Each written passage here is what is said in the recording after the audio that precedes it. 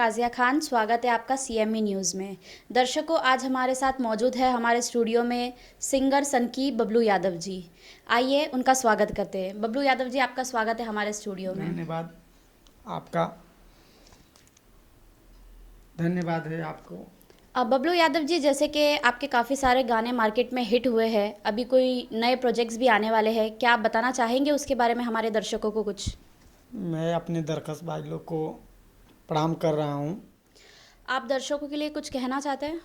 देखिए, मैं अभी अपने सभी भाइयों से कहूँगा कि मेरा जो गाना आ रहा है अंतरा सिंह प्रियंका जी के साथ में, सन की म्यूजिक प्रेजेंट से, आप लोग उसको लाइक करिए, कमेंट करिए, शेयर करिए, और जितना आप लोग हमको प्यार आशीर्वाद दिए हैं ऐसे ही प्यार आशीर्वाद बनाए रहें। मैं कुछ न कुछ अपने भाषा के लिए, अपने समाज के लिए करूँगा ही। और हम चाहते हैं कि हमारा भाषा अपने परिवार के साथ हर त्यौहार, या ईद हो या दिवाली हो या होली हो, हमेशा अपने परिवार के साथ खुशी से मनाएं।